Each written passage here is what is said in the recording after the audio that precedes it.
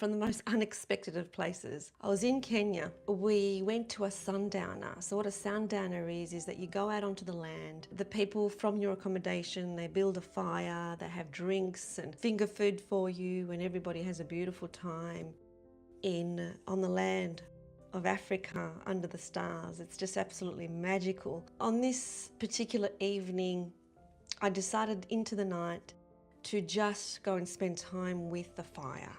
Because I had done ceremonies before where I knew the power of the fire, I decided to go to the fire and set my intentions. And so with the blanket around me, I went to the fire. I said to the fire, please put passion back into my relationship with my fiance. Help us to get back on track.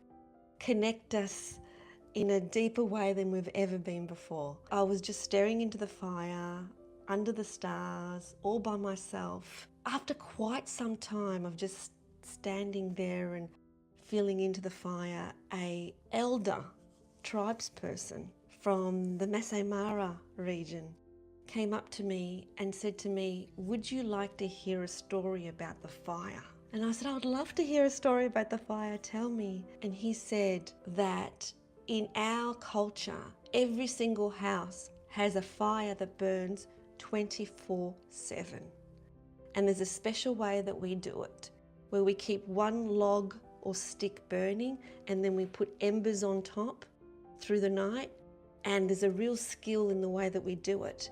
And that way we make sure that the fire burns all the way through the night. What this means for us is that as long as the fire has never turned off, there will always be God in our household and the marriage will always be alive.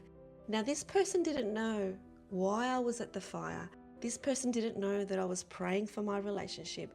And he comes to talk to me about their culture and relationships and about keeping the fire burning, which is exactly what I had just prayed for.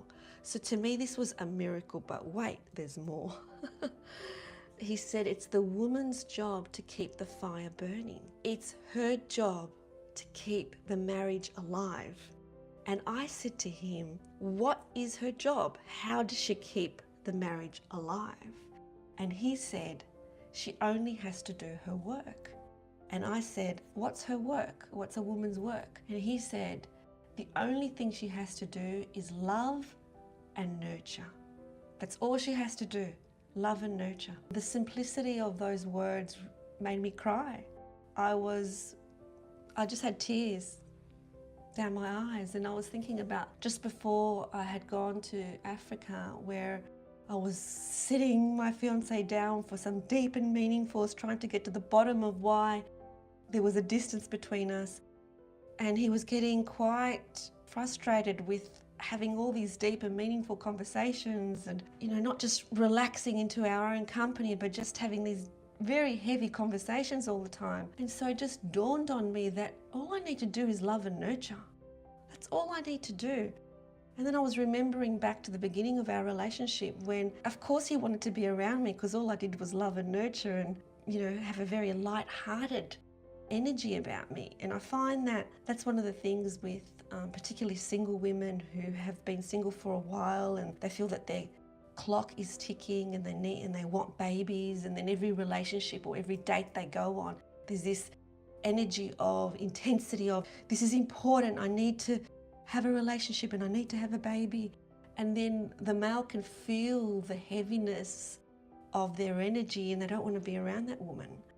We need to just relax and let go of the seriousness of what we think is important.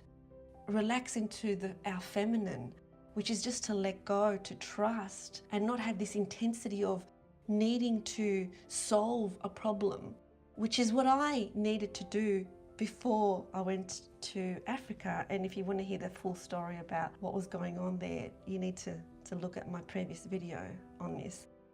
I realized that I needed to relax, I needed to be lighter, I needed to let go of the need to solve any apparent relationship issues and just love him and nurture him because that's my feminine. That's all I need to do is love him and nurture him. I need to say there's a disclaimer here. For those people who are in relationships that are toxic, that's not what I'm talking about. I'm not talking about accepting toxicity in your life and you just love and nurture. Of course you have boundaries, and of course there's a certain way that you need to be treated. All I'm talking about is how a woman needs to show up in a loving relationship, not in a toxic relationship. All she needs to do, she doesn't need to solve any problems.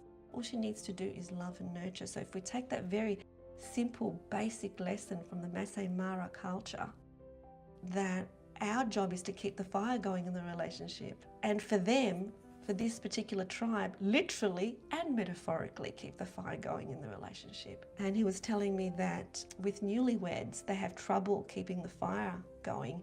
And so they have to live with the grandparents for a period of time, the grandmother. And the grandmother shows them the trick of keeping the literal fire going in the household, because that is a symbol of the relationship, that is a symbol of the family, that symbolizes the relationship with God. Found that I was blessed with these beautiful, magical words from this elder tribesman, just exactly when I needed to hear them. I was so grateful. I thanked him. He had love in his heart. I had love in my heart. Two strangers in Africa, him guiding me in a very profound way about letting go and loving, and that's all I need to do.